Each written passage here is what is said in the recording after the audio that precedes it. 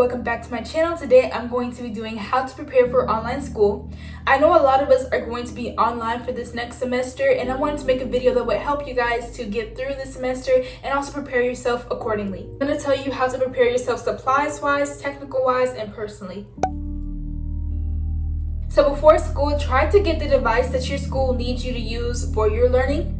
My school requires us to have a desktop or a laptop to use, but yeah, just start trying to save up for that device or try to get it now or as soon as you can so that you already have the device up and ready and already be used to it before school starts. Next, you should get some wired earbuds or headphones because AirPods die. You don't want to be in the middle of a lesson or a test and you have to go charge your AirPods and then you're going to miss a section of that lesson or you're going to miss time from your test, and that's really not worth it. So I recommend getting some wired earbuds or headphones. And I recommend just getting any type of listening device in general because you would want to block out all the noise from your house and listen to some music. Next, you should get a long extension cord for your computer or get a long charger for your phone. Kind of like the last one, you don't want to be in the middle of a test or a lesson and your phone dies or your computer shuts off. Then you're wasting a good 5 minutes waiting for your phone to come back on or your computer to come back on, and then you're going to waste all that time. Next, you should get a planner or some type of organization system. You can use a planner or you can use the calendar app on your phone, or you can use the notes app, or you can just write it on a piece of paper. Your teachers are not going to be there to verbally give you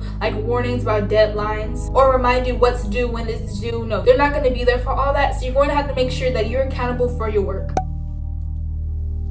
Okay, so now we're in the personal section. My first thing to do is to work on your attention span because I know a lot of our attention spans have gone down since quarantine. Every day we're on TikTok, Snapchat, Twitter, Instagram, and everything's 10 seconds to a minute, and so we're not going to last in a 30-minute lesson. So make sure you guys read a book or watch a documentary or go for a run or something, or just something that you have to really pay attention to so you guys can work on your attention span because I know I'm going to struggle if I do not work on it. Next, you should be setting time restrictions on your phone for certain apps that distract you.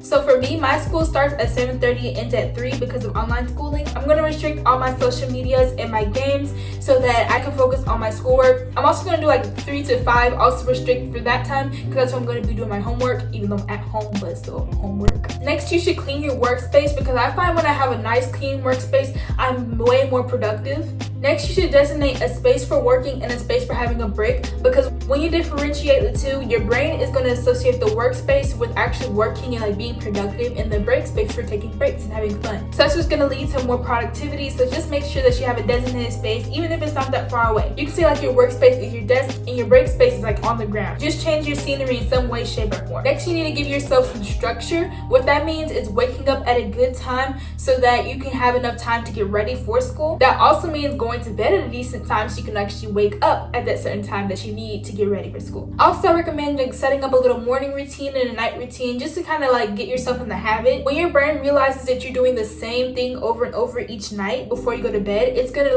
realize, hey, we're doing these set of things. That means we're getting ready to go to sleep. Same thing for in the morning. If you're doing the same things in the morning every day, then your brain's gonna be oh, this is the time I'm supposed to be waking up and getting the body ready.